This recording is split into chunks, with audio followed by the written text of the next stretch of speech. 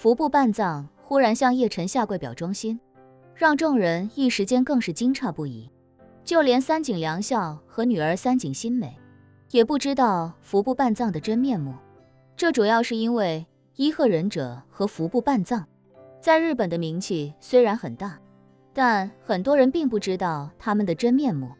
日本忍者说好听是谨慎型武者，说难听点其实是猥琐型选手。他们每日苦练的几个核心技能里，有一个很重要的技能就是尽量不让人看见自己。平日出门裤腰里藏的道具很多，一半用来暗箭伤人，一半用来藏身隐匿，不以真面目示人，也是他们的一种自我保护。三井良孝属实是没想到，伊贺忍者作为日本规模最大的忍者家族，竟然在关键时刻赶来巨蛋向叶晨报道，更想不明白为什么堂堂日本忍者怎会向一个华夏人俯首称臣。不过三井良孝悬着的心还是在这一刻彻底放松下来。看伊贺忍者这个阵仗，再加上叶晨那神乎其神的实力，今晚这条命想来算是保住了。叶晨此时问服部半藏，你们进来的时候外面是什么情况？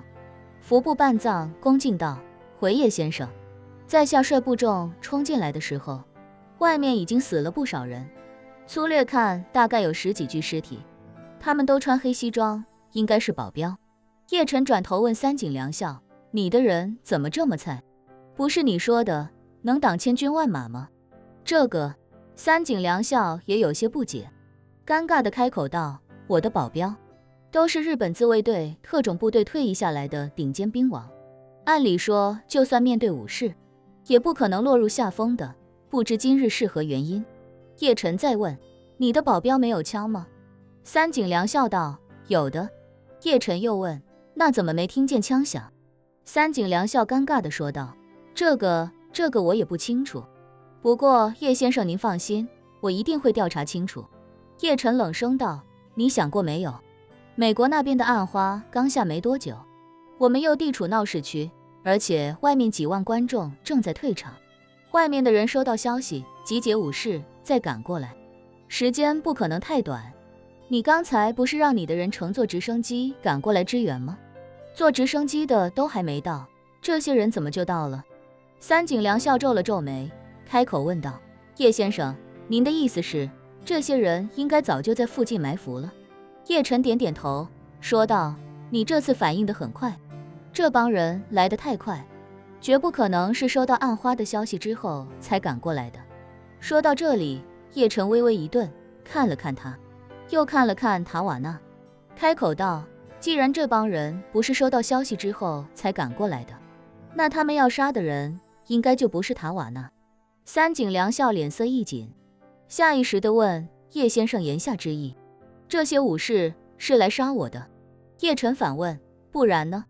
你觉得他们是来杀我的吗？三井良孝连忙摇头，不是，在下只是没想明白。叶晨摆摆手，你脑子转得太慢，来不及让你想明白了。叶晨立刻对服部半藏说道，让你的手下守住通道两侧，只要有人靠近，不等见面就喊话让他们离开，不听劝阻执意靠近者直接击杀。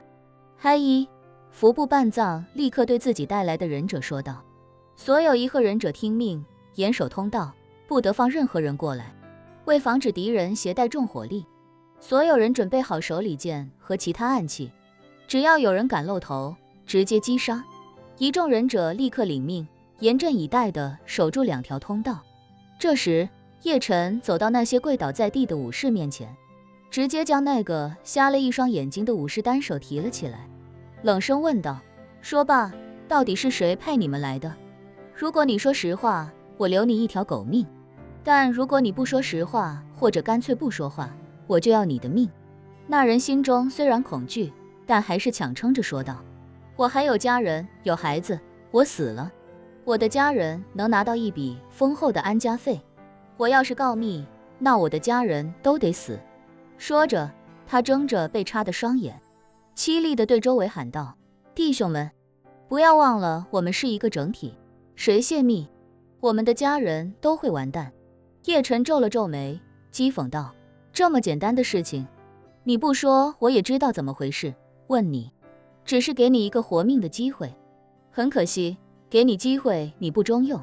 说罢，叶晨问他，让你杀人的，是不是三井先生的弟弟？这话一出，那武士顿时惊得张大了嘴，眼睛虽然看不到叶晨，但直勾勾地盯着叶晨声音传来的方向，满脸不可置信。而三井良孝和三井新美也是同样目瞪口呆，不知叶晨为何忽然说出这番话来。那武士虽是骇然，但也不敢有所表示，心中也怕叶晨是在故意诈他的话。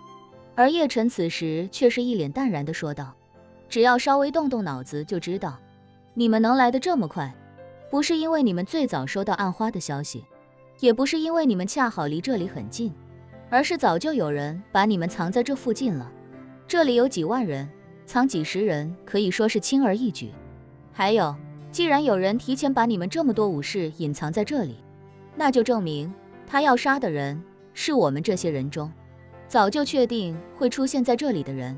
这么看来，就不可能是我和费小姐，只有塔瓦纳和三井先生以及三井小姐。再有，今天下午已经有人对塔瓦纳动手，而暗花就是行动失败后才放出来的。你们在暗花发布之后才出现，这也就意味着你们的既定目标也不可能是塔瓦纳。把这些人都排除掉，剩下的就只有三井先生和他的女儿了。三井小姐年纪不大，也不背负巨大的利益，你们的雇主不可能这么费尽心思要杀她，所以唯一的可能就是三井先生了。三井良孝惊呼道，叶先生，您是说这些武士都是梁康安排的？叶晨没回答他的问题，而是命令他，你现在就打电话问一问，我让你抽调的人手都赶过来了没有？三井良孝赶紧掏出手机，给自己的一位心腹打了过去。电话一通，那头便传来直升机呼啸的声音以及一个男子大声的呼喊，先生您好，我是本田信一，请问您有什么吩咐？三井良孝特意打开外放，对叶晨说道，叶先生您听，是直升机的旋翼声，他们肯定已经在来的路上了，说不定马上就到。叶晨一脸不信，摆摆手道，别这么早下结论，先问清楚。三井良孝无奈，只能问他，本田，你们距离巨蛋还有多久？巨蛋？电话那头的本田有些不解地问道，先生，您不是让我带人去人野八海保护老爷吗？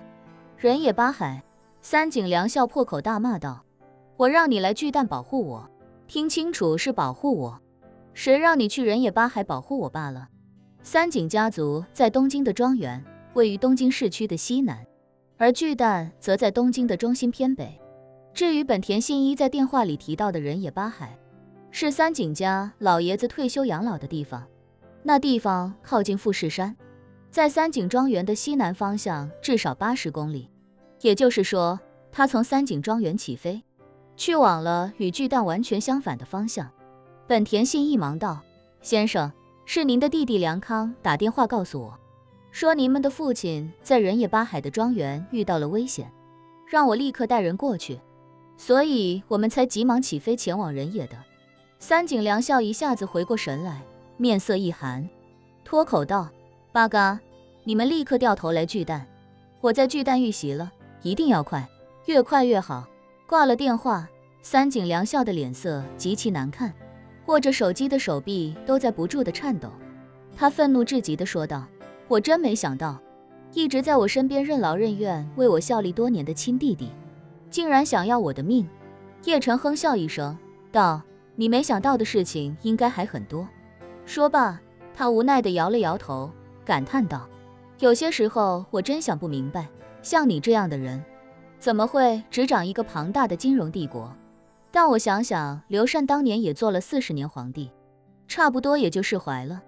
三井良孝诧异地问，刘禅是谁？叶晨哑然摆手道，没事，不重要。一旁的三井新美感觉脸上有些挂不住，连忙提醒道，欧多桑，刘禅是《三国演义》里刘备的儿子，您以前不是最喜欢三国吗？三井良孝顿时瞪大了眼，刘备的儿子，那个傻子。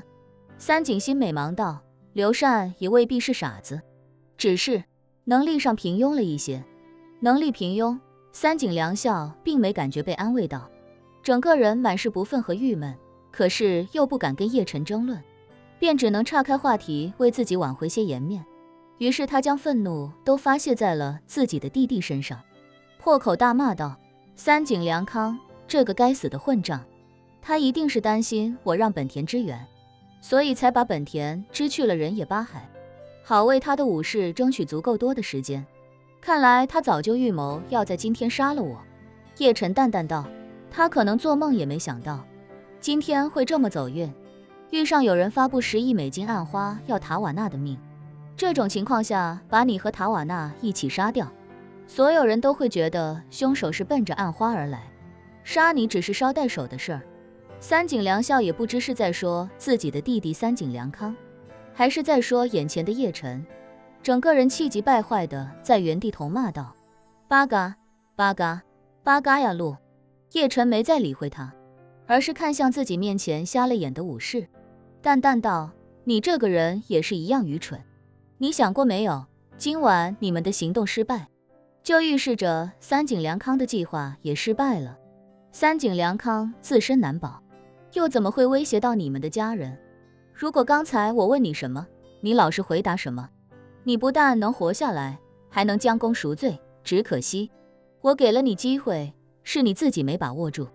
对方一听这话，很快想明白其中的道理，后悔不已的他立刻求饶道：先生，求您饶我一命，您问什么我都知无不言。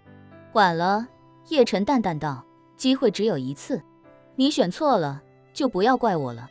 说罢，他直接把此人丢到服部半藏面前，冷声道：服部半藏，你来送他上路吧。服部半藏立刻鞠躬道：嗨一。说罢，黑袍的袖子里忽然又划出一柄短刀，紧接着便被他握在手里，直接刺入那武士的心脏。